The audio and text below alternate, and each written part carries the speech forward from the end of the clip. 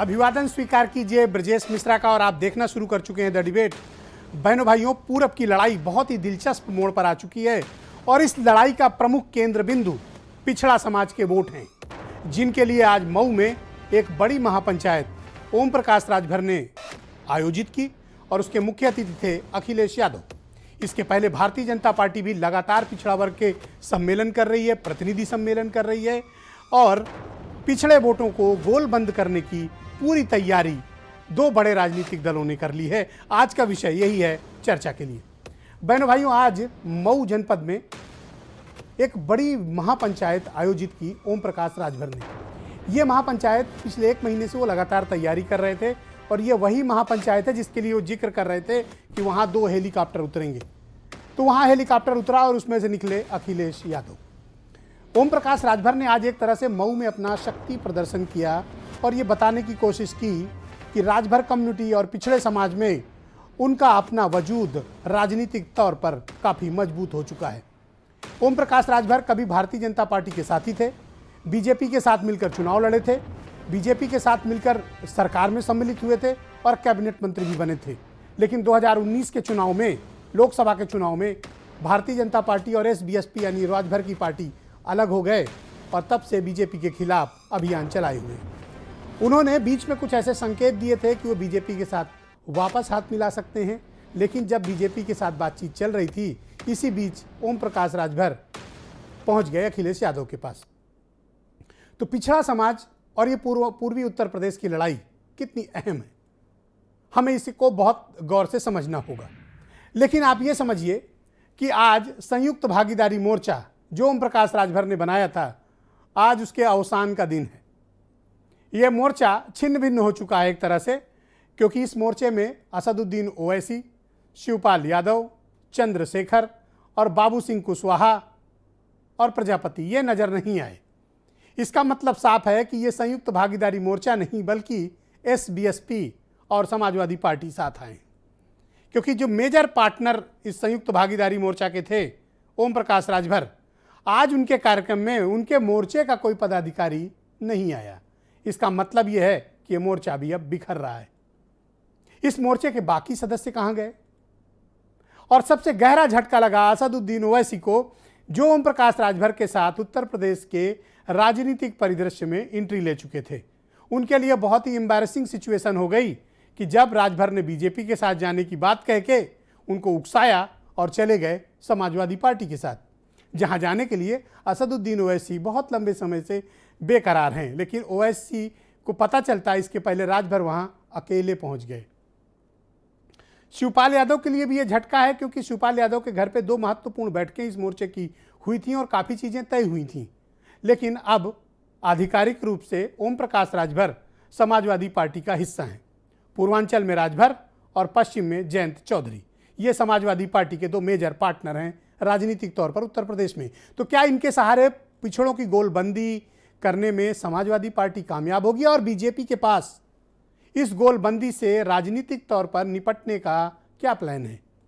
BJP के पास क्या ऐसी तैयारियां हैं कि वो पिछड़े वोटों को अपने पाले में ही रखे, वो कहीं जाने ना पाए? बीजेपी के पास इस वक्त आप देख रहे होंगे लगातार पिछड़ा समाज के प्रतिनिधि सम्मेलन लखनऊ से लेकर पूर्वी उत्तर प्रदेश के विभिन्न हिस्सों में आयोजित किए जा रहे हैं। पिछड़ा समाज के 2 बड़े नेता हैं भारतीय जनता पार्टी के भीतर, केशव प्रसाद मौर्य, स्वतंत्र देव सिंह, और स्वामी प्रसाद मौर्य का भी कभी कभार बीजेपी इस्तेमाल करती है। केशव प्रसाद मौर्य 2017 के चुनाव में बहुत ही प्रोमिनेंट फेस के तौर पर आए थे और बीजेपी में पिछड़ा वोट लाने में वो बहुत बड़ी तादाद में कामयाब भी हुए थे। अब बीजेपी पिछड़े वोटों को अपने पाले में रखने में क्या जुगत अपनाएगी, ये एक बड़ा प्रश्न है, क्योंकि इस बार के चैलेंज 2017 के चैलेंज के मुकाबले ज़्यादा बड़े, ज़्यादा कड़े और ज़्यादा चुनौतीपूर्ण है। मैं चाहता हूं कि आज आप कुछ बयान सुने, फिर मैं इस पर चर्चा को आगे बढ़ाऊंगा। अगर बंगाल में कुछ हुआ है तो ठीक कहा है आपके अध्यक्ष जी ने कि अगर बंगाल में कुछ हुआ है तो यहाँ के लोग भी और पूर्वांचल के लोग भी खदेड़ा कर करके दिखाएंगे। यहाँ भी खदेड़ा होगा कि नहीं होगा? ये वो हमारी भीड़ है अपना पैसा लगा करके आती है। ये योगी और मोदी की भीड़ नहीं, जो 500 रुपया दे करके, भोजन दे करके, गाड़ी दे करके आते हैं, वो भीड़ नहीं है। ये आपको मुख्यमंत्री बनाने के लिए आई हुई भीड़ है।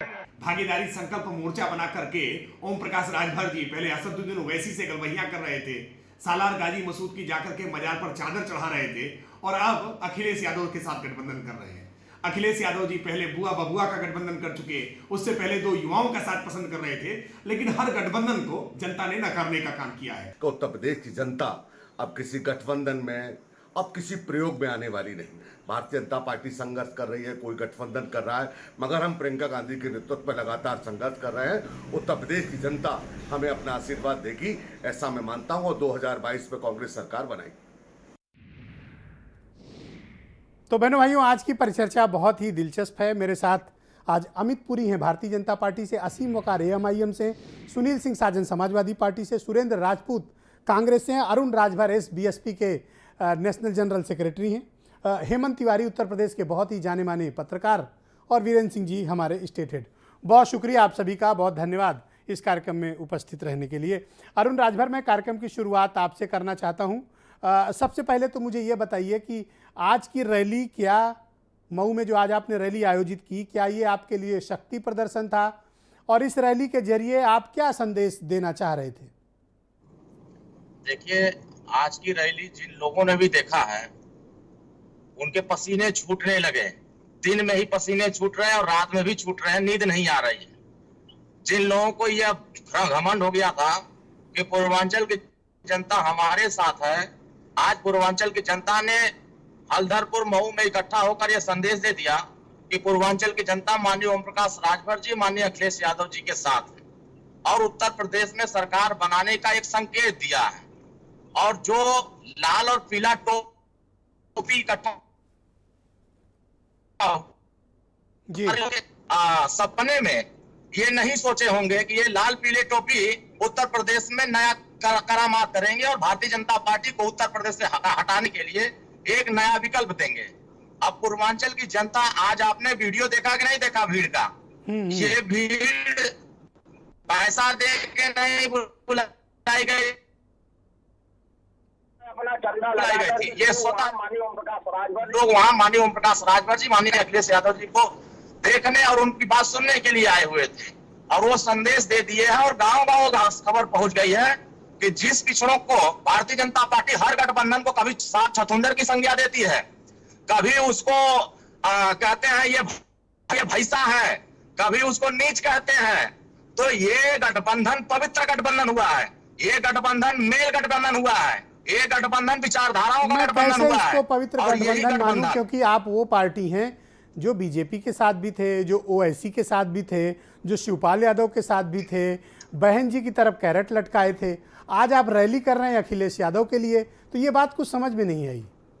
देखिए, जिन वंचितों की लड़ाई माननीय ओम प्रकाश राजभर जी, जिन शोषितों की लड़ाई सड़क से लेकर सदन तक लड़ने का काम किया है, उस आवाज को हम वहां जहां रहते हैं वहां मजबूती से उठाते हैं जी। हम छुप करके वार नहीं करते हैं, हम डट करके लड़ते हैं, और कभी भी हमने अपने पिछड़ों के अधिकार से समझौता नहीं किया। बताए ना भारतीय जनता पार्टी के लोग, ये जातिवार जनगणना कराने से क्यों भागे?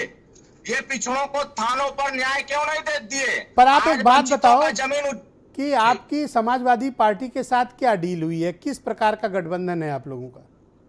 ये साफ गठबंधन है। उत्तर प्रदेश से भारतीय जनता पार्टी को खदेड़ने का गठबंधन हुआ है, खदेड़ने का डील हुआ है कि उत्तर प्रदेश में जो अन्याय अत्याचार भारतीय जनता पार्टी ने 4.5 साल में किया है, उत्तर प्रदेश की जनता, पूर्वांचल की जनता ने उस अत्याचार और जो भारतीय जनता पार्टी के नेताओं ने पिछड़ों को अपमानित करने का काम किया है, ऐसा संज्ञा देने का, सुंदर का संज्ञा किया है।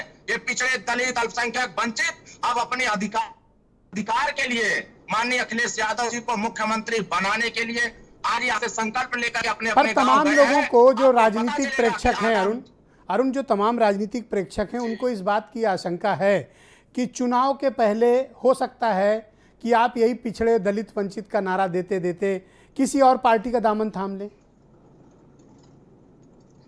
देखिए, ये भारतीय जनता जनता पार्टी इस तरह का प्रचार भी कर रही है। जी हम उनके साथ चले जाएंगे। दुनिया बिक सकती है, माननीय ओम प्रकाश राजभर नहीं बिकाऊ है। ये भारतीय जनता पार्टी के लोग जो प्रचारित कर रहे हैं, उत्तर प्रदेश की जनता इस बार बदलाव चाहती है। भारतीय जनता पार्टी के महंगाई से दुखी है, भारतीय जनता पार्टी के अन्याय से दुखी है। वो चाहती है कि हमें अमन चैन भाईचारा और सबको हिस्से का, और हम उसको आगे बढ़ाने का काम कर रहे हैं। हमको सरकार बनाने के लिए बहुत जनता शुक्रिया, आप समर्थन हमारे दे रही साथ है। बने और रहिए। एक वर्ग नहीं दे रही है, जी, हर वर्ग हमको समर्थन देने का मैं काम अमित कर पुरी को आमंत्रित करता हूं। अमित पुरी जी, बहुत शुक्रिया आपका इस कार्यक्रम में सम्मिलित होने के लिए। अभी जिस तरह का इशारा और जिस तरह की बातें और आरोप अरुण राजभर लगा रहे थे कि आपको नींद नहीं आ रही है, आपको दिन में पसीना, रात में पसीना, और आपको हटाने का ये संकल्प ले चुके हैं, तो आज इस ये गठबंधन जो पूर्वांचल में हुआ है, ये आपके लिए कितना परेशानी का सबब लेकर आया है? ब्रजेश जी, मैं तुर्की बा तुर्की जवाब दूं अरुण का, इस राजनीतिक संस्कृति का मैं पोषक नहीं। उत्तर प्रदेश के अंदर इससे पहले भी गठबंधन हुए और तब भी लोगों ने कहा कि ये भारतीय जनता पार्टी साफ हो जाएगी। कुछ दरवाजे खोलने बंद करने वाली पार्टियां हैं, वो खुद ही खोलती हैं, खुद ही बंद करती हैं। बिहार की तर्ज पे एक पार्टी थी जो चाबी लेके आई थी, वो चाबी ही खो गई और उस चाबी के बाद बिहार में एक दूसरा चुनाव हुआ, तो वो चीज़ें साफ रखी। जी, मैं एक चीज़ ज़रूर इस अवसर पर कह सकता हूँ, राजनीति में सबको अपने कार्यक्रम चलाने का अधिकार है, वो चलाएं। आरोप प्रत्यारोप करने का अधिकार है, वो करें। कि राजनीति में दंभ की शब्दावली नहीं आनी चाहिए। कब कौन किस मालिक से बात कर रहा था, फिर मालिक से बात करते करते हल्दरपुर के अंदर कौन 2 हेलीकॉप्टर उतर गए, इससे भी हमारा कोई बहुत बड़ा सरोकार नहीं है। हमारा सरोकार ये है कि उत्तर प्रदेश के अंदर 4.25 साल हमने जो विकास की योजनाएं और कार्यक्रम ओम चलाए। प्रकाश राजभर आपसे नाराज क्यों हैं इतना? आप तो दोस्त थे पहले। ठीक है, राजनीति में कोई परमानेंट अलाइज नहीं होते, क्योंकि राजनीति के कैलेंडर में कोई आखिरी दिन नहीं होता। आप पिछली डिबेट का स्मरण करेंगे, इस पे 2-3 डिबेटें हम आप साथ कर चुके हैं, और मैंने तब भी कहा था कि संयुक्त भागीदारी मोर्चे का समाप्ति की इबारत लिखी गई है जिस दिन वो अखिलेश जी से मिलने गए थे। अब उत्तर प्रदेश में तमाम सर राजनीतिक प्रयोग हो रहे हैं, लेकिन उत्तर प्रदेश की जनता जिस रास्ते पर पिछले 4.25 साल चली है, मुझे पूरा विश्वास है कि अगले चुनाव के बाद 22 में भी बीजेपी 21 और 22 साबित होगी। पर जिस तरह से पिछड़ों की गोलबंदी हो रही है, और ये एक सबसे बड़ा वोट शेयर है उत्तर प्रदेश में भीतर, स्पेशली पूर्वांचल में, आपके पास कोई रणनीति है इनसे निपटने की? क्योंकि इनकी गोलबंदी का दायरा बड़ा हो रहा है और ये आपके लिए राजनीतिक चिंता का विषय होना चाहिए। नहीं, हमारे लिए चिंता का विषय नहीं है, और रणनीति टेलीविजन स्टूडियो पे नहीं होती। पूर्वांचल के अंदर तमाम तर दलों के साथ हमारा भी गठबंधन है, और हमें भरोसा है कि उत्तर प्रदेश के अंदर एनडीए का जो गठबंधन उतरेगा वो बाकी के सारे गठबंधनों को डेसिमेट, दूसरित करते हुए आगे बढ़ेगा। तो आज इनके शक्ति प्रदर्शन से आप कुछ किंचित मात्र भी परेशान नहीं है? नहीं, कहाँ से कौन सी परेशानी की सबब? अब किसको पसीना दिखा, किसको नींद नहीं दिखी, ये सेलेक्टिव वोकैबुलरी जिसको अच्छी लगती है वो यूज करे। ओके, मैं सुनील साजन को आमंत्रित करता हूं इस डिबेट में, समाजवादी पार्टी के प्रवक्ता और एमएलसी। सुनील जी, बहुत शुक्रिया आपका। उत्तर प्रदेश ये जानना चाहता है कि समाजवादी पार्टी और एसपीएसपी यानी ओम प्रकाश राजभर के बीच क्या राजनीतिक गठबंधन हुआ है, और ये गठबंधन पूर्वांचल में कितना असरदार होगा? देखिए ब्रजेश जी, मैं ये कह सकता हूं कि मैं अमित पुरी जी को सुन रहा था, और अमित पुरी जी ने अपनी बात कहते कहते 3 सवाल छोड़े हैं।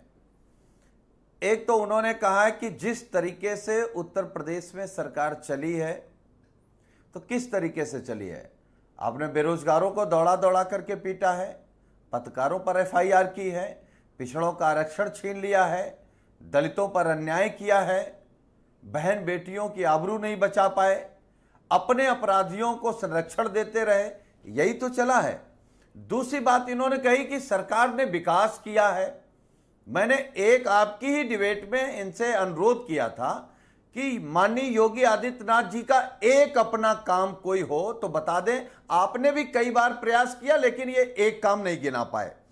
अब जहां तक सवाल ये है कि माननीय अखिलेश यादव जी मानी जयंत चौधरी जी पहले गठबंधन में थे, महान दल हमारे साथ था जी, और अब नए माननीय ओम प्रकाश राजभर जी के जुड़ जाने के बाद भाजपा को स्वाभाविक है परेशानी होना है, क्योंकि भाजपा की सरकार किसने बनाई ब्रजेश जी 2017 में? पिछड़ों ने, दलितों ने, वंचितों ने, बेरोजगार नौजवानों ने, माताएं बहनों ने, किसानों ने, छोटे व्यापारियों ने, और जितने लोगों ने बनाई सरकार, उसमें इस सरकार ने किसको छोड़ा? सबको परेशान किया। ये बताइए कि क्या अमित पुरी जी बता सकते हैं कि योगी आदित्यनाथ जी ने पिछड़ों का आरक्षण छीन लिया? दलितों की क्या दुर्दशा हुई? किस तरीके से कप्तान मारे गए, सुबोध सिंह किस तरीके से मारे गए, किस तरीके से उन्नाव से लेकर के हाथरस तक बेटियों के साथ जो हुआ, वो सरकार इन्हीं को बचाती रही। सुनील जी, मैंने सवाल कुछ और किया था। मैंने ये पूछा था कि आपका ओम प्रकाश राजभर के साथ किस तरह का अलायंस हुआ है? हम उसी पे आ रहे थे ब्रजेश जी, हम उसी पे आ रहे थे। हमारा गठबंधन हुआ है नफरत फैलाने वाली पार्टी को खत्म करने का। हमारा गठबंधन हुआ है पिछड़े, दलित, मुसलमान, वंचित, गरीब, किसान, उनको हक दिलाने का। जिसका हक मारा है योगी सरकार ने, बीजेपी सरकार ने, जी, उनको हक सरकार ही देगी। तो हमने सरकार बनाने के लिए गठबंधन किया, और जिसका जिसका अपमान भारतीय जनता पार्टी ने किया, पिछड़ों का किया, माननीय अखिलेश जी ने पिछड़ों को जोड़ा, दलितों का किया, माननीय अखिलेश यादव जी ने इसको मौका परस्ती क्यों ना कहा जाए, क्योंकि जो पार्टी भारतीय जनता पार्टी के साथ अलायंस पार्टनर थी, सरकार में थी, आज आपने अपनी राजनीतिक सुविधा के लिए उनका दामन पकड़ लिया।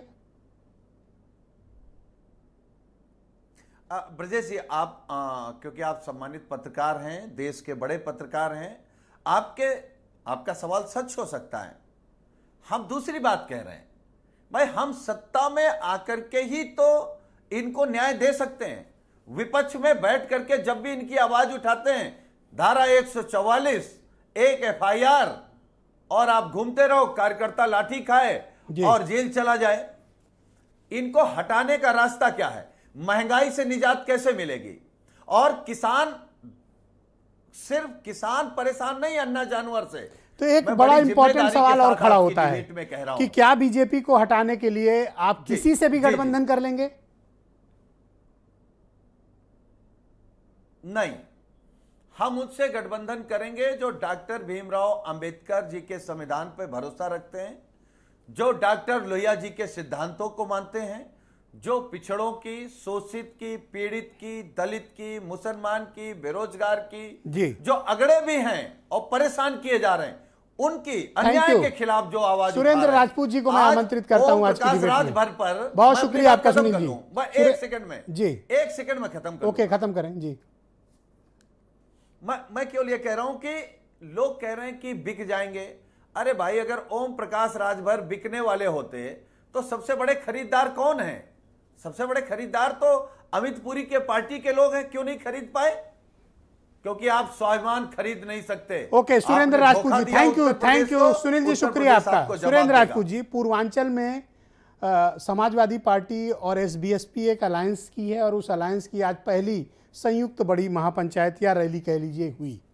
एक तो ये गठबंधन को लेकर कांग्रेस क्या ओपिनियन रखती है, और दूसरा कांग्रेस खुद को इस तरह की अलायंस पॉलिटिक्स में कहाँ पे पाती है, क्योंकि सारी गोलबंदी अब हो रही है, लेकिन कांग्रेस के इर्द गिर्द कोई गोलबंदी मुझे तो नहीं दिखाई दे रही। ब्रजेश भाई, सच बात यह है कि सभी राजनीतिक दलों को चुनाव पूर्व अपने गठबंधन करने का हक है, और संविधान उनको ये हक देता है, और जो गठबंधन हो रहे हैं उनको और उनके पार्टनर्स को हमारी तरफ से शुभकामनाएं। अच्छा है, सत्ता के खिलाफ लड़िए। एक बात लेकिन बहुत क्लियर है कि जो कांग्रेस के ऊपर आप बात पूछ रहे हैं, हम लोगों का गठबंधन श्रीमती प्रियंका गांधी जी के नेतृत्व में महिलाओं के साथ में है, वंचितों के साथ में है, कमजोरों के साथ में है, किसानों के साथ में है, बेरोजगारों के साथ में है, नौजवानों के साथ में है, और जितने भी लोग इस सरकार से प्रताड़ित हैं उन सब के साथ में हमारा गठबंधन है। हम लोग नगर नगर जा रहे हैं, डगर डगर जा रहे हैं, गांव गांव जा रहे हैं, पांव पांव जा रहे हैं, 7 प्रतिज्ञाएं लेकर के जा रहे हैं। और उन प्रतिज्ञाओं में सबसे पहली बात है कि महिलाओं की भागीदारी। जी। 40% टिकट महिलाओं को देने के साथ चुनाव लड़ने जा रहे हैं। तो हमारा अपना एक गठबंधन है। पर ऐसा और क्या अन्य है कि प्रतिपक्षी कोई बड़ा पार्टियों का एक राजनीतिक दल या छोटे राजनीतिक दल भी आपके पास साथ जुड़ नहीं रहे हैं, या आपने पॉलिसी बना ली है कि आप अकेले ही जाएंगे? हम लोग श्रीमती प्रियंका गांधी जी के नेतृत्व में निश्चित तौर पर जनता के गठबंधन के साथ 403 सीटों पर चुनाव लड़ने जा रहे हैं। ये हमारा आज की ओम डेट का प्रकाश अहद राजभर है के बारे में और आपकी इसी के क्या साथ ओपिनियन हमने है सुरेंद्र प्रतिज्ञाएं जी? ली। उनको कैसा नेता मानते हैं आप? भाई ओम प्रकाश राजभर जी एक उनके पास विधायक हैं, जीती हुई पार्टी है। ऐसे लोग जो हैं, जो एक भी विधायक चुन करके लाते हैं, वो लोकतंत्र में उनका वो अच्छे लोग होते हैं। क्यों नहीं है? उनको एक समाज का, उनको एक वर्ग का लोग उनको वोट दिए हैं, तो उनको आप कैसे खराब? किसी को भी नहीं। हम भाजपा की तरीके से थोड़ी है कि कांग्रेस मुक्त भारत की बात करें। भारत में अगर 11 करोड़ 20 लाख की पार्टी जिनको वोट मिला हो, उसको ये लोग डिस्कार्ड करने का काम तो सिर्फ भाजपा वाले कर सकते हैं। जिसको एक विधायक भी मिले, एक वोट भी मिले, वो कहीं ना कहीं जनता का विश्वास प्राप्त दल है। जी, बहुत उस शुक्रिया विश्वास आपका। प्राप्त दल को आप नहीं कुछ गलत कह सकते हैं। लेट में असीम वकार जी को आमंत्रित करता हूं इस डिबेट में। AMIM के राष्ट्रीय प्रवक्ता और उत्तर प्रदेश के प्रभारी भी हैं। वकार साहब, आपके साथ जो कुछ भी राजनीतिक घटनाक्रम हुआ, राजनीतिक तौर पर जिस तरह से आपके साथ एक विश्वासघात हुआ, आज आप उत्तर प्रदेश की राजनीति में बिल्कुल अलग थलग पड़ गए हैं। जिनके कंधे पे बैठकर आप उत्तर प्रदेश आए थे, आज वही आपको अपने कंधे से उतारकर आपको अकेला जंगल में छोड़कर चले गए। आपको ना मंच पे जगह मिली, ना आपको उत्तर प्रदेश में जगह मिली। आपके साथ इतना बड़ा कांड हो गया, आपको क्या पता नहीं था या एहसास नहीं था? सर, हम किसी के कंधे पर बैठ के नहीं आए थे। एक शेर से बात शुरू करूंगा, कम शेर शायरी करता हूं कि मैं अकेला ही चला था जानिबे मंजिल मगर जी, लोग साथ आते गए कारवां बनता गया। जी, लोग छूटते गए कारवां टूटता गया। हाँ सर, एक शेर और कह दूं फिर अब कि हम अब लोग शेर का- ही कहेंगे क्योंकि और तो सर, बाकी हम लोग चीजें का बड़ी नारा कठिन हो गई हैं है, आपकी। हम लोग का नारा है जी। कि तूफानों से आंख मिलाओ, सैलाबों पे वार करो। तूफानों से आंख मिलाओ, सैलाबों पे वार करो, मल्लाहों का चक्कर छोड़ो, तैर के दरिया पार करो। साहब, हम तैर के चल पार करेंगे। हमें पर क्या किसी ये चीज़ का बात फर्क मानने नहीं। में आपको कोई बुराई नजर आती है, या कि आपके साथ बड़ा राजनीतिक कांड हो गया उत्तर प्रदेश के भीतर, और ये आपकी राजनीतिक अपरिपक्वता रही है कि आपको अंदाजा नहीं था कि उत्तर प्रदेश की जमीन कैसी है, और बिना दरिया की थाह लिए आप कूद गए और मुंह के बल गिरे? सर, हम लोग पहले से तैयार थे। कहीं तैयार नहीं थे। आपका उतरा हुआ चेहरा बता रहा है कि राजभर ने आपके साथ कांड कर दिया। नहीं सर, राजभर ने हमारे साथ कांड नहीं किया। राजभर ने ये पहला स्टेप चला है। दूसरा जीना अखिलेश जी, अब छत पता नहीं कहां होगी, ये तो ऊपर वाला जाने, राजभर जी जाने और आप जाने। तो आप भी तो एक कंधा होंगे ना, आप भी एक स्टेप होंगे, क्योंकि आप उनकी कंधे पे बैठे हुए थे। नहीं, मुझे याद है पहली प्रेस कॉन्फ्रेंस लखनऊ एयरपोर्ट के पास एक होटल में हम कंधे पे नहीं संयुक्त रूप बैठे से थे। ओम प्रकाश राजभर और सर, ओवैसी की हुई थी। हम कंधे पे नहीं बैठे थे, राजभर हमारे कंधे पे बैठे थे। आप उल्टा उनके बोल गए। 4 विधायक हैं और उनकी राजनीतिक पोजीशन आपसे कहीं ज्यादा मौजूद है। आपकी सभी सीटों पर उत्तर प्रदेश में जमानत जब्त हो चुकी है। आप उनके साथ अपना कंपैरिजन नहीं कर सकते। नहीं सर, हमारे पास कामयाबी ये है कि राजभर जी उत्तर प्रदेश में पैदा हुए हैं, उत्तर प्रदेश में बड़े हुए हैं, उत्तर प्रदेश में राजनीति शुरू की है, और इतने साल में 4 विधायक। और ओवैसी साहब की खूबी ये है कि वो तेलंगाना में पैदा हुए हैं, तेलंगाना से राजनीति शुरू की है, इंग्लैंड में पढ़े हैं, 7 विधायक हैदराबाद में हैं, 2 महाराष्ट्र में हैं, 5 बिहार में हैं, 2 सांसद हैं, और उत्तर प्रदेश में भी जमीन है। क्या आपको लगता हमारा है कि ओम प्रकाश और राजभर ने राजभर आपको का धोखा कोई दिया? कंपैरिजन नहीं है। क्या ओम प्रकाश राजभर ने आपको धोखा दिया? अब सर, बहुत सी बातें मत कहलाइए टीवी पर। क्यों ना कहलाएं? नहीं, मत आपका कहलाइए उतरा हुआ चेहरा, दबी हुई जुबान, जी। ये कहानी कुछ और कह रही है। सर, इतना मुस्कुराता हुआ चेहरा आपको दिख ही नहीं रहा है। देखिए कितना मुस्कुरा रहा हूं मैं। नहीं, मैं पीड़ा समझ सकता हूं आपकी। कोई पीड़ा नहीं है सर। तो अब आपके पास विकल्प क्या बचा है? वापस हैदराबाद चले जाएंगे सामान समेट के, या फिर अभी कोई विकल्प की संभावना है उत्तर प्रदेश में? नहीं सर, मंजिल मिले या ना मिले ये मुकद्दर की बात है। हम कोशिश भी ना करें, ये गलत बात है। तो अब तो आप अकेले रह गए, क्योंकि अब तो कोई संयुक्त भागीदारी मोर्चा का तो आज मैं मान लिया कि फाइनली वो खत्म हो गया है, तो अब आपका वजूद क्या है? नहीं, ऐसा नहीं है हम अकेले रह गए। अभी बहुत से लोग ऐसे हैं जो साथ आना चाह रहे हैं, बहुत से लोग ऐसे हैं जो साथ आना चाह रहे हैं। और दूसरी एक बात, आखिरी में एक बात कह दूं कि हम अकेले ही काफी हैं सर। ये आप भी जानते हैं, ये समाजवादी भी जानती है, ये बीजेपी भी जानती है, ये बहुजन वाले भी जानते हैं, ये कांग्रेस भी जानती है। क्या आप ये मानते हैं हम कि अकेले ही काफी हैं? क्या आप ये मानते हैं कि आप पॉलिटिकली इमेच्योर डिसीजन था ओम प्रकाश राजभर के साथ यूपी में पॉलिटिक्स शुरू करना? नहीं सर, इस बात को मैं आपकी इसलिए नहीं मानूंगा कि राजभर पहले बीजेपी के साथ थे, आगे किसके साथ होंगे नहीं पता, अभी तो सपा के साथ हैं जी। कांग्रेस, सपा, बसपा, कांग्रेस, बसपा, सपा, पर वकार भाई बुरा सब मत एक दूसरे के साथ रह चुके हैं और एक दूसरे ने पर ऐसा सबको क्या एक है दूसरे ने धोखा दिया। ऐसा क्या है कि आपको यूपी में कोई चिमटे से भी नहीं छूना चाहता? ऐसा क्यों? वजह उसकी है सर, जिसने हमको छू लिया उसको ये लग रहा है कि साहब हम उनकी गद्दी पे बैठ जाएंगे। ओके, डर इस बात का है। हेमंत तिवारी जी को आमंत्रित क्या हम करता उनकी हूं। गद्दी छीन अब लेंगे आप और बैठ सबके जाएंगे? स्टेटमेंट के साथ मैं हेमंत तिवारी जी को संबद्ध करता हूं। वो आपको बताएंगे कि पूर्वांचल की राजनीति कितनी महत्वपूर्ण है, सभी पार्टियों का पूर्वांचल में फोकस क्या है, और ये जो ताज़ा गठबंधन हुआ है समाजवादी पार्टी और एसबीएसपी का, इसके राजनीतिक परिणाम क्या होंगे और बीजेपी के पास इसका क्या जवाब है? हेमंत जी।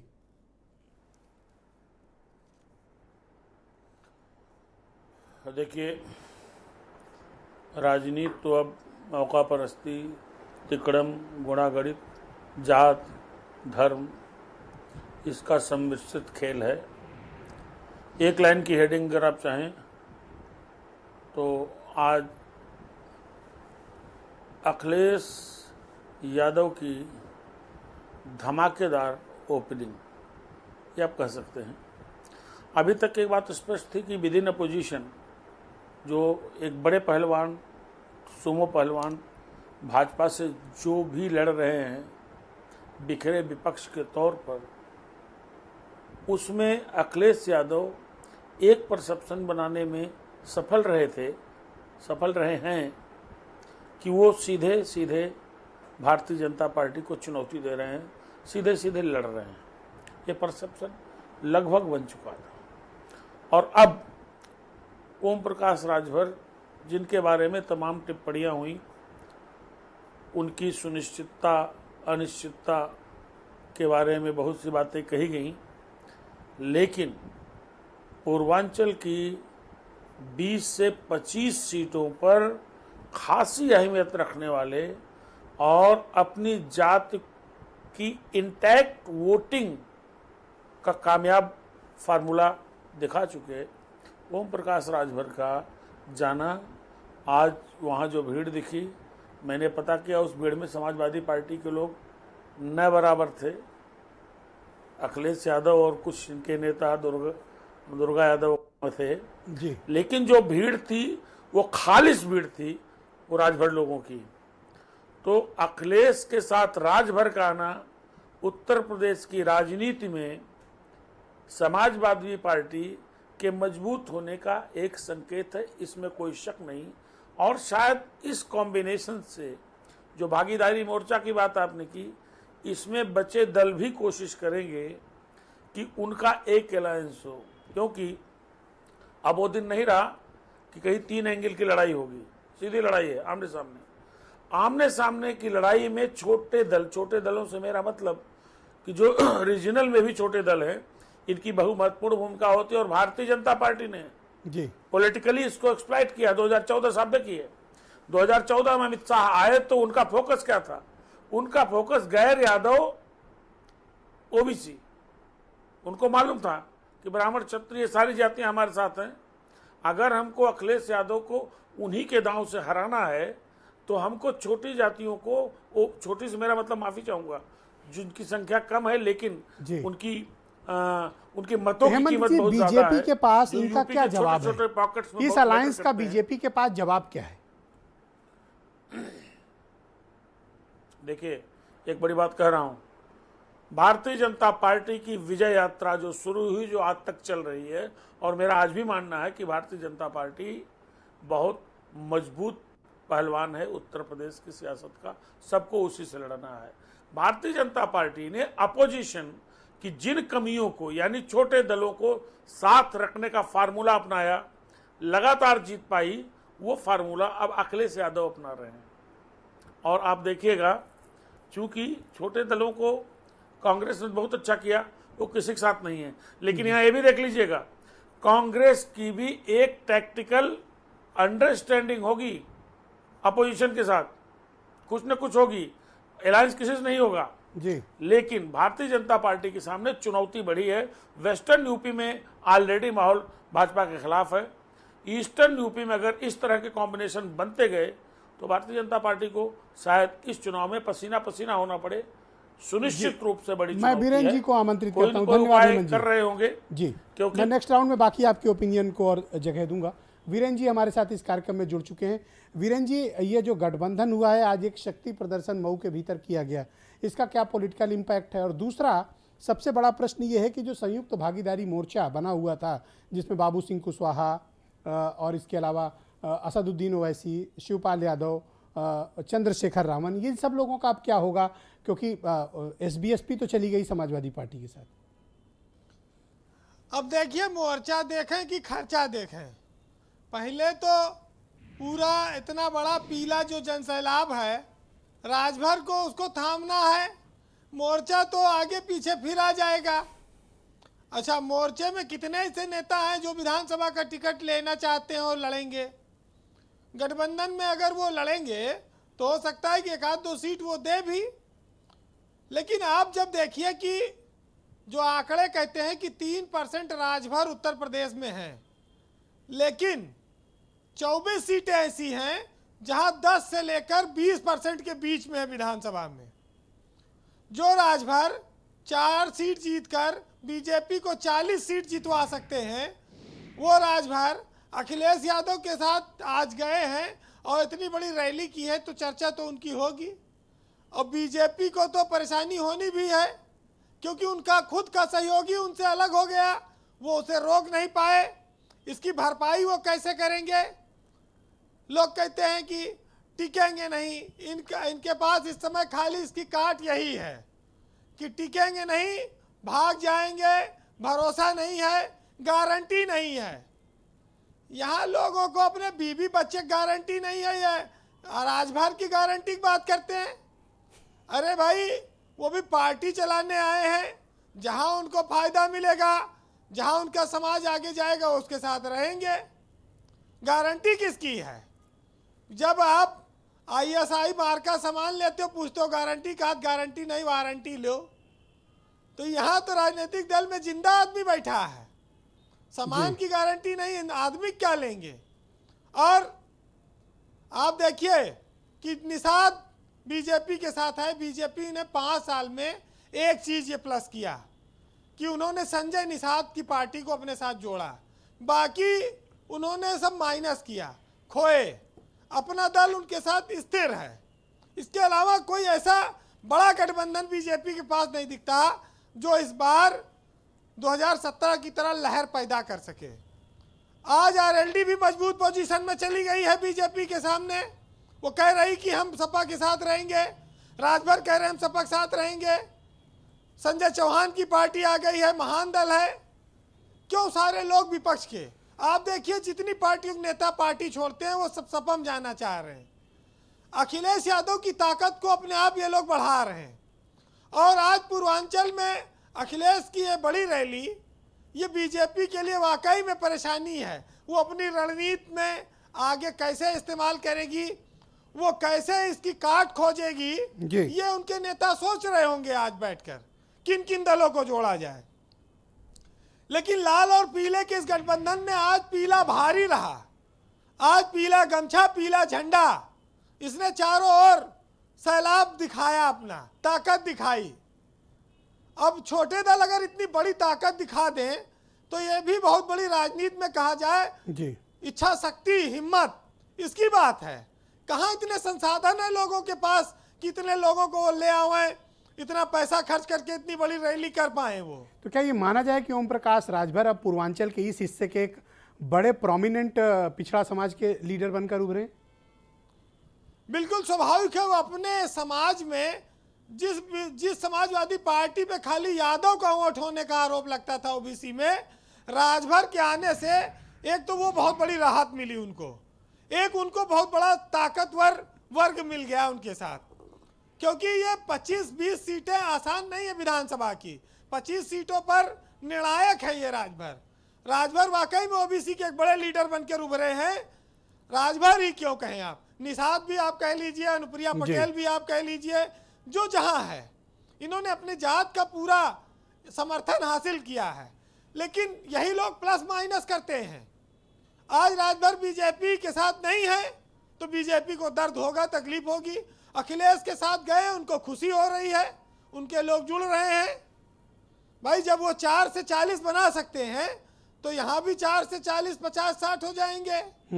इसमें क्या है भाई, जिसके पास संगठन है। बीजेपी ऐसे स्थिति में थी जैसे 2017 में, जैसे आज सपा है। सपा के पास भी कार्यकर्ता कम नहीं है, संगठन कम नहीं है 2017 से अगर बीजेपी से तुलना करें। पर आज जो ताकत थी वो सिर्फ एसबीएसपी की थी, ओम प्रकाश राजभर की। देखिए ये परिवर्तन संसार का नियम है। राजभर ने परिवर्तन किया, जो ताकत दिखाई, भीड़ जुटाई, जो हेलीकॉप्टर उतारा, वो सब पीले गमछे और पीले झंडे के बैनर तले था। और उसका अब बीजेपी को सोचना है कि ये कैसे रोकना है, इनको इसकी काट कहां से लानी है। पूर्वांचल का इलाका जो पिछले कई दिनों से बीजेपी के शीर्ष नेता मत रहे हैं, आज की रैली से उनको चिंता बड़ी होगी। और बीजेपी वाले चिंता बहुत करते हैं, उनके यहाँ चिंता शब्द बड़ा फेमस है, तो चिंता होगी आज से। और कुल मिलाकर यह है कि जी बीरेन जी, अब राजभर के स्थान पर कोई ऐसा आदमी इनको लाना पड़ेगा। भाई आज तो नारा भी दिया गया ना कि पूर्वांचल में खदेड़ा हो वो, खेला हो वो, आप सुनते ही रहे। राजभर कोई टिकाऊ मटेरियल है या भगाऊ मटेरियल है, इस पर बड़ी चर्चा होती है कि टिकेंगे नहीं। एक साहित्यकार ने ब्रजेश जी लिखा है कि जब जिससे मोहब्बत हो जाए पहले तो मोहब्बत ना करना, और मोहब्बत हो जाए तो फिर इनकार भी ना करना, और निभा सको तो ही मोहब्बत करना, वरना किसी की जिंदगी बर्बाद ना करना। जी तो राजभर पर भी ये फार्मूला सटीक बैठता है कि भाई अगर निभा सको तो करना, नहीं तो फिर अपना दूसरा रास्ता देखो। अगर हर चीज बाजार के हिसाब से देखी जाएगी तो सियासत में तो कोई किसी के ऊपर भरोसा नहीं कर पाएगा। पहले चुनाव के बाद विधायक खरीदे जाते थे, कहा जाता था हार्स ट्रेडिंग होगी, बिक गया, वो दल टूट गया। अब चुनाव से पहले ही सारी चीजें आ जाती हैं, जनता भी बड़ा परेशान रहती, विचित्र रहती है। लेकिन जो खुददारी से रहते हैं, हिम्मत से रहते हैं, वही लोग परिवर्तन लाते हैं, इतिहास बदलते हैं। जी आज एक बड़ा दिन था पूर्वांचल के लिए, और पूर्वांचल में ये रैली, ये जन समर्थन कितना बड़ा परिवर्तन लाएगी, इसके संकेत को राजनीतिक दलों को ही समझना है, कांग्रेस को समझना है, मायावती को समझना है और भाजपा को समझना है। जी उससे हमको आपको क्या है, हम एक विश्लेषण कर सकते हैं। जो लोग राजनीति में अगर वो नहीं समझेंगे तो धोखा खाएंगे। बहरहाल जी बीरेन जी, खुददारी भी कोई चीज है, और वचन, और जिसको वचन दिया साथ निभाने का, तो अगर वो अपनी बात पर टिकता है तो वही तो समाज में उसी को तो लोग सम्मान देते हैं। कि कहते हैं कि दुश्मनी हो तो ऐसी हो कि कोई एक रहे, और ताल्लुक हो तो ऐसा हो कि एक पुकारे तो दूसरा चला आए। तो कहें आज राजभर और अखिलेश कि आ कहीं मिलते हैं हम, कि ताकि बहारें आ जाएं, और इससे पहले कि ताल्लुक में दरारें आ जाएं। और ये जो खुददारी का मैला सा अंगोछा है मेरा, अगर मैं इसको बेच दूं तो कई कारें आ जाएं। बहुत बहुत शुक्रिया आपका बीरेन जी, बहुत बहुत धन्यवाद ग्राउंड जीरो से अपने इनपुट उपलब्ध कराने के लिए। बहनों भाइयों, हमने सोशल मीडिया की माइक्रो ब्लॉगिंग वेबसाइट कू पर कुछ सवाल पूछे थे। सवाल ये था कि अखिलेश और राजभर के साथ आने से उत्तर प्रदेश की राजनीति में क्या परिवर्तन आएगा और किसको फ़ायदा और किसको नुकसान होगा। इस पर हमारे पास कई सवाल आए हैं, लेकिन हम 2 सवाल ले रहे हैं। एक तनय सरकार का सवाल है जिस पे उन्होंने कहा है कि जनता अपना निर्णय ले चुकी है इस पूरे मसले को लेकर, और ओपिनियन उन्होंने अपनी इस पर स्पष्ट कर दी है। दूसरे सवाल के जवाब में साहिल जोशी हैं, उन्होंने सवाल किया है कि गठबंधन तो असरदार होते हैं, इन गठबंधनों से नतीजा क्या निकलता है ये देखने वाली बात होगी। आप लगातार अपनी ओपिनियंस, अपने सवाल हमको ऑनलाइन पोस्ट कर सकते हैं, हम आपके सवालों को कोशिश करेंगे कि अपने कार्यक्रम में जगह दें। हम सीधे अरुण राजभर के पास चलते हैं जो SBSP के नेशनल जनरल सेक्रेटरी हैं। अरुण, ये बात कही जा रही है कि मौका परस्ती के उद्देश्य से आप लोगों ने ये गठबंधन किया है, ये गठबंधन टिकाऊ नहीं है, और आपने सुना असीम वकार को, ये अपने को छला हुआ महसूस कर रहे हैं कि आपने सबका इस्तेमाल करके गठबंधन सिर्फ अपने लिए किया, इस्तेमाल आपने सबको किया। देखिए, मौका परस्ती कहा किसको जाता है? अगर इस बात को डिफाइन करेंगे तो 2017 में भारतीय जनता पार्टी ने हमको 22 सीटें देने की बात किया और हमको लास्ट में ला करके 8 सीटों पर चुनाव लड़ने के लिए टिकट दिया। वकार साहब सुनिएगा, अगर हमें यही करना होता जी तो हम उसी समय छोड़ दिए होते उनका साथ, लेकिन हमने रिश्ता निभाया, गठबंधन धर्म निभाया और जो वचन दिया था उसको पूरा किया। लेकिन वो पिछड़ों को न्याय देने के लिए दिया था, वो गरीबों को इंसाफ देने के लिए दिया था, उन्होंने हमारे साथ धोखा किया।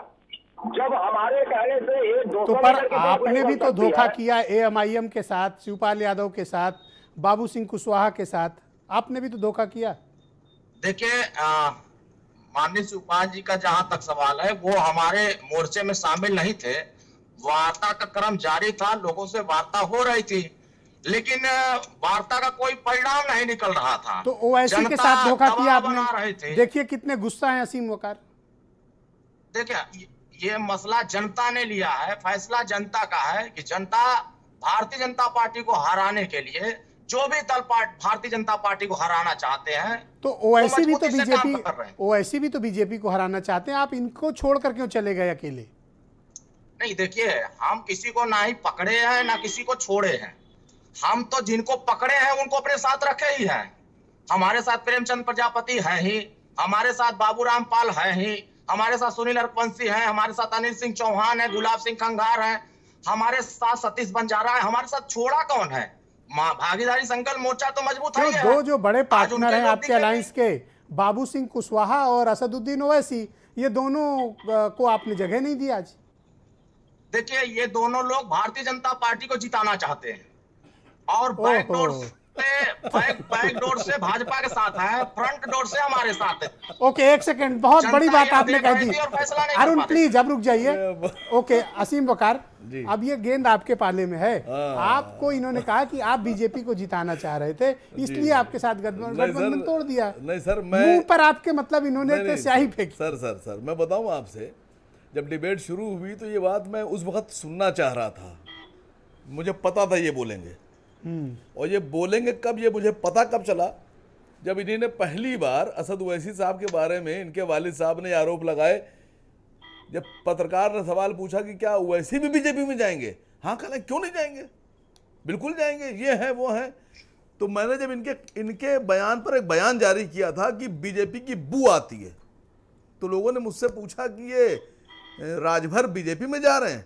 मैंने कहा नहीं, वो भूमिका बना रहे थे असद ओवैसी साहब के बदनाम करने के लिए कि जब वो अखिलेश जी के साथ जाएंगे। अरुण प्लीज नो प्लीज, उनको बोलने दें। अरुण आपके बीच में वो नहीं बोले, आप उनको बोलने दें। मैंने कहा जब अखिलेश जी के साथ ही जाएंगे तो उस वक्त भूमिका बनाएंगे और वो कहेंगे साहब मैंने ये देखा, मैंने वो देखा, मैंने तो कहा भी था, तो वैसी चुप रहे, मेरी बात हुई थी।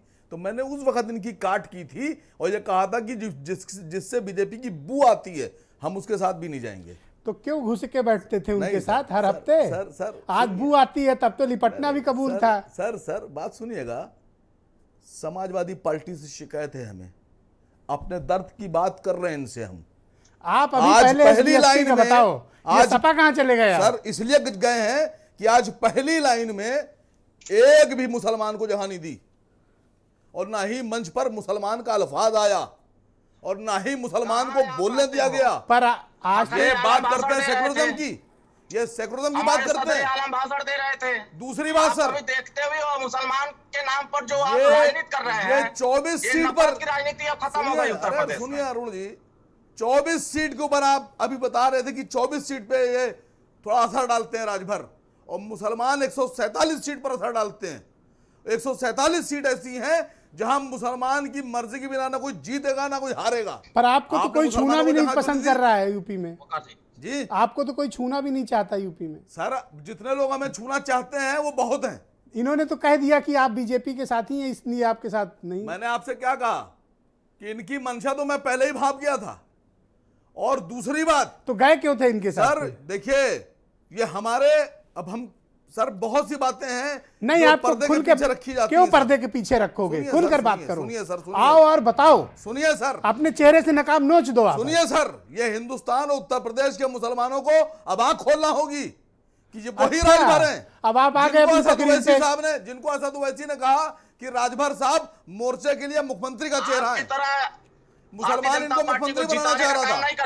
मुसलमान इनको मुख्यमंत्री बनाना चाह रहा था, और ये मुसलमानों के पीठ में जैसे सुहेल देव ने सालार के छुरा घोपा था, वैसे इन्हीं ने आज मुसलमानों के छुरा घोपा है, क्योंकि ये सुहेल देव को मानने वाले हैं। ऑलराइट, तो उन्हीं के यहाँ आप जाकर दर्शन कराते हैं। ऑलराइट अमित पुरी, देखिए आप इतिहास में नहीं जाते हैं, अपन बड़ी लंबी चर्चा हो जाएगी। अमित पुरी जी, ये बात आपको भी डिस्टर्ब करती होगी कि बार बार ये आरोप लगता है असीम वखार की पार्टी पे कि ये आपके लोग हैं, आपके लोग हैं। मैं चाहता हूँ कि जनता को आप स्टेटस क्लियर करो कि इनका आपसे क्या ताल्लुक है।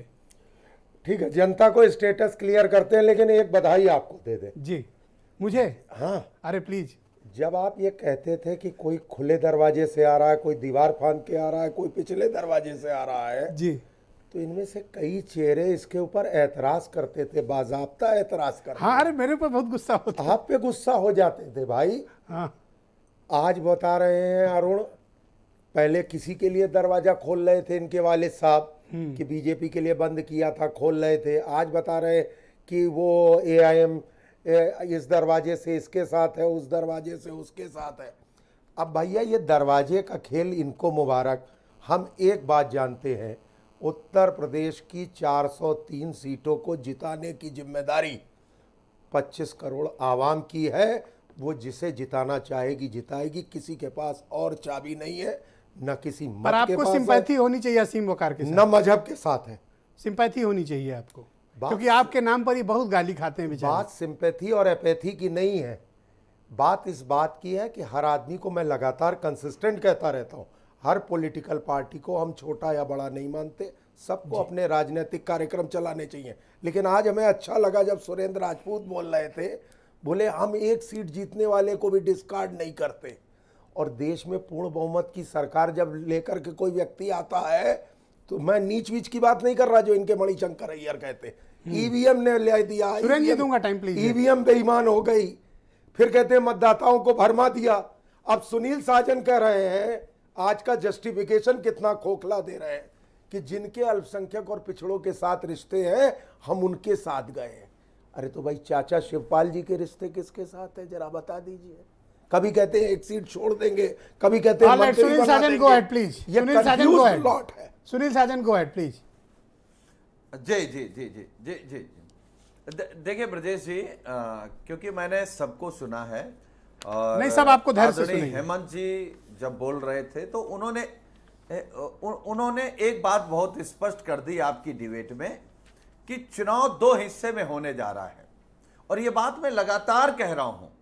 हालांकि सुरेंद्र राजपूत जी हमारे बड़े भाई जैसे हैं, लेकिन बुरा मत मानिएगा राजपूत जी, आज अगर मैं सच नहीं बोलूंगा तो उत्तर प्रदेश जनता के साथ धोखा होगा।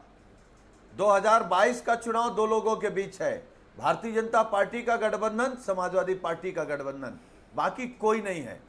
कौन? एक तरफ वो लोग हैं जो किसानों के खिलाफ हैं, पिछड़े, दलित, मुसलमान, बेरोजगार नौजवान, छोटे किसानों के, छोटे व्यापारियों के खिलाफ हैं। एक तरफ वो लोग हैं जो इनको न्याय दिलाना चाहते हैं, समाजवादी पार्टी के साथ हैं। सुरेंद्र राजपूत जी, और जो बात बीरेंद्र सिंह जी ने कही, बीरेंद्र सिंह बड़े पत्रकार है, बीरेंद्र सिंह जी ने कहा कि लोकतंत्र में होता है, जहां पर हम खड़े हैं वहीं तो भाजपा खड़ी थी। आज आपने क्योंकि गंभीर बात कही है, और समाजवादी पार्टी का ये पहला बड़ा करारा हमला है कांग्रेस पे तो मैं चाहता हूं कि सुरेंद्र राजपूत को मौका मिले खुद को डिफेंड करने का। गो अहेड सुरेंद्र जी। दो बातें हुई, एक अमित पुरी साहब ने कही, एक सुनील साजन साहब ने कही, भाई हैं हमारे। दो बातें बड़ी साफ साफ कहते हैं इनके जवाब में। हम लोग सत्ता के मुखालिफ लड़ रहे हैं, सत्ता के कुशासन के मुखालिफ लड़ रहे हैं। सत्ता ने जो एट्रोसिटीज की हैं किसानों के ऊपर, बेरोजगारों के ऊपर, महिलाओं के ऊपर, दलितों के ऊपर, अल्पसंख्यकों के ऊपर, आप पर, सब पर जो एट्रोसिटीज की हैं उनके खिलाफ हम लड़ाई लड़ रहे हैं। श्रीमती प्रियंका गांधी जी के नेतृत्व में पर ये जो कह रहे हैं कि चुनाव बीजेपी गठबंधन बनाम सपा गठबंधन है, इन्हें ये समाजवादी पार्टी के प्रख्यात प्रवक्ता हैं तो इन्हें यही कहना चाहिए। अच्छी बात है, जनता तय करेगी ना। लखीमपुर जो जाएगा किसान उनके साथ खड़ा होगा, जो हाथरस जाएगा किसान उनके साथ खड़ा हो, क्या ना महिलाएं उनके साथ खड़ी होंगी। तो कौन नहीं गया? आप किसके ऊपर कमेंट कर रहे हैं? टिकट आप किस पर कमेंट कर रहे हैं? टिकट देगा वो सुरेंद्र जी, आप किस पर कमेंट कर रहे हैं? किसी पे नहीं कर रहे, सब लोग। मैं आपसे बताऊं, प्रतिपक्ष आपके ऊपर खुलकर हमला किया सुनील साजन ने, और आप बंद बंद में भी अटैक नहीं कर पा रहे हैं। नहीं, हम तो बहुत साफ कह रहे हैं कि हमारा गठबंधन जनता के साथ में है और चुनाव के परिणाम सबको सुखद। मैं हेमंत तिवारी जी को आमंत्रित करता हूं, आप दोनों की गुत्थी यही सुलझाएंगे। अभी एक अमित पुरी ने बात कही थी, अमित पुरी जी ने बात कही थी, तो उसको भी थोड़ा सा ले लीजिए, थोड़ा 10-20 सेकंड 20 सेकंड ओनली जी। हाँ, अमित पुरी जी ने कहा हम लोग लोकतंत्र के रखवाले हैं। अमित पुरी जी, आप लोगों की तरीके से राष्ट्रीय सुरक्षा के पीछे शिखंडी की तरीके से नहीं खड़े, हम लोग को बना लेते हैं। पेगासस के मुद्दे पे सुप्रीम कोर्ट ने हेमंत तिवारी जी तमाचा मारा है। क्या आप इस बात से सहमत हैं जो बात सुनील साजन ने उठाई कि वर्तमान चुनाव जो आसन्न है, जो होने जा रहा है, ये बीजेपी गठबंधन बनाम समाजवादी पार्टी के गठबंधन के बीच है? तो फिर सपा और कांग्रेस और दूसरे दलों की क्या, वो बसपा कांग्रेस और दूसरे दलों की क्या भूमिका होगी? देखिए, जब इस तरह की परिस्थितियां होती हैं, और निकट अतीत में भी देखा गया है कि ऐसी परिस्थितियों में सीधी सीधी लड़ाई होती है। और सुनील साजन ने क्या कहा? सुनील साजन ने तो मेरी बात को इंडोर्स किया। और ब्रजेश जी, आपकी तीसरी बहस में लगातार कह रहा हूं कि समाजवादी पार्टी और अखिलेश यादव यह परसेप्शन बनाने में कामयाब रहे हैं कि अपोजिशन को लड़ रहे हैं। यह सीधी लड़ाई वाला चुनाव होगा। बार बार कह रहा हूं, किसी को अच्छा लगे खराब लगे, जनता का मिजाज सीधा है, या तो भाजपा को बनाए रखना है या भाजपा को हटाना है। और यह तब होता है या जब होता है तो निश्चित रूप से जो बाकी प्लेयर्स होते हैं वो दाएं बाएं किनारे हो जाते हैं। ये सीधा चुनाव 2022 का नोट कर लीजिए। ये आप लोग कैसे तय कर सकते हैं कि समाजवादी पार्टी लड़ेगी या कौन? आप लोग नजूमी हो गए हैं। नहीं, हेमंत जी की बात तो सुने। 5 साल से जो पार्टी लगातार किस तरीके से आप सीनियर लीडर हैं, आप ऐसे कैसे कह सकते हैं? हेमंत जी, प्रियंका गांधी जी हर मुद्दे पर चुनाव में सब लोगों के साथ खड़ी जनता आप हेमंत जी का मुंह नहीं बंद कर सकते। हम लोग अपना चुनाव लड़ रहे हैं, सत्ता पक्ष के खिलाफ हमारा चुनाव। आप बोलने तो दें, हेमंत जी को बोलने का नहीं दे पार्टी के खिलाफ नहीं है। आप हेमंत जी की आवाज क्यों बंद करना चाहते हैं? जनता पार्टी के खिलाफ आप बोलने तो दें उनको। आप लोग भविष्यवक्ताओं की तरीके से अभी से तय कर ले रहे हैं। 1 मिनट उनको बोल तो लेने दें, अपनी बात कहने दिए। अरे तो आप क्या करोगे यार? चिल्ला रहे हो, फालतू की बात करते हो। डिबेट नहीं कर सकते, डिबेट नहीं कर सकते। फालतू की बात नहीं, आपकी फालतू की बात याद दिलाओ तब मैं बोलूंगा। आप तो 2017 में बसपा की सरकार बना रहे थे हेमंत भाई जी। 2017 में क्या बात करते हैं आप? आप चिल्लाते नहीं है की बात करता था कांग्रेस की, सुन लेना, चिल्लाओ मत। अरे आप हमारी बात छोड़िए। नहीं, आप ऐसे सम्मान के साथ, सम्मान के साथ आप पूरी सरकार चला नहीं, आप सम्मान के साथ अपनी आराम से रखें बात। फालतू की बात कैसे कह रहे हैं? नहीं, एक सेकंड है आप लोग कैसे? लेकिन इसका मतलब ये थोड़ी है कि खुले बातें करेंगे। देखिए, अरे मैं फिर कहता हूं आपसे, जिम्मेदारी से कहता हूं, भारत समाचार की डिबेट उठा लीजिए। मैं 3 बोले हेमंत जी बोले, आराम से जी उठाइए आप। मैं उठाइए आप। सुरेंद्र जी रुक जाइए, धैर्य रखिए, गुस्सा मत किया कीजिए। तुम्हारी क्या हैसियत है? हेमंत जी कांग्रेस की प्लीज, क्या हैसियत है? हेमंत जी प्लीज, कांग्रेस ऐसे की क्या हैसियत हेमंत जी, हैसियत नहीं तो कांग्रेस आपकी की क्या हेमंत जी, हैसियत है हेमंत साहब? हेमंत जी, 5% वोट है। क्या हम हैसियत इसको है झूठ आपकी? बोल दें? हेमंत जी, ओहो, हम इसको क्या झूठ बोल हैसियत है दें? क्यों ऐसे पेश आ हम रहे बता हैं? दें, चिल्लाते क्या हैं। बात करते हैं? शब्दों की ये गरिमा आ आपको जाते हैं नहीं इस पता। तरीके की बातें करने मैं के लिए, वही इनको बोल- सम्मान दो, सम्मान भी ऐसा हजम है, नहीं सुनिए होता। श्रीमान जी, आपके भाषण, अरे सुनिए हेमंत आपके तिवारी, भाषण हैसियत करने की से बात मत वोट करना। नहीं मिलते हैं। अरे हैसियत की 2017 बात मत भाषण करना, कर आप गए कांग्रेस की राहुल भी गांधी, और सुरेंद्र राजपूत उसके की पहले भी। मैडम भाषण आप जैसों करती की थी। कईयों की हैसियत देख अरे ली है। साहब सुनिए, अच्छा छोड़िए, जाने एक दीजिए। मिनट। हेमंत जी अरे खत्म छोड़िए अभी कर। आप ऐसा है। आप अरे हैसियत छोड़िए, की बात क्यों करते इस तरह से हैं, औकात उलझना? की बात करते हैं। ऐसे शर्म क्यों नहीं उलझना? आती कर रहा हूं, आपको? एक सुनिए। सेकंड सुरेंद्र जी, हाँ हेमंत जी अपनी नहीं, बात शर्म कंप्लीट नहीं आती करें। आपको? अरे कैसे नहीं कर रहे? कैसी बातें करते हैं आप लोग? मैं, अरे चिल्ला क्यों रहा भाई? अरे रुकिए, नहीं नहीं, इस तरह नहीं चुनाव चलेगा। सीधे सीधे भारतीय जनता पार्टी कांग्रेस की और औकात की समाजवादी बात पार्टी के बीच करेंगे। थैंक यू, बहुत शुक्रिया, बहुत बहुत धन्यवाद। नहीं नहीं नहीं बहुत मजगी फैल रही, नो कांग्रेस- नो, बहुत बहुत शुक्रिया आप सबका, बहुत बहुत धन्यवाद। मैं आप सबका बहुत शुक्रिया अदा करता हूँ इस कार्यक्रम को देखने के लिए। बहन भाइयों, आप सबका भी बहुत बहुत धन्यवाद इस कार्यक्रम को देखने के लिए। धन्यवाद और नमस्कार।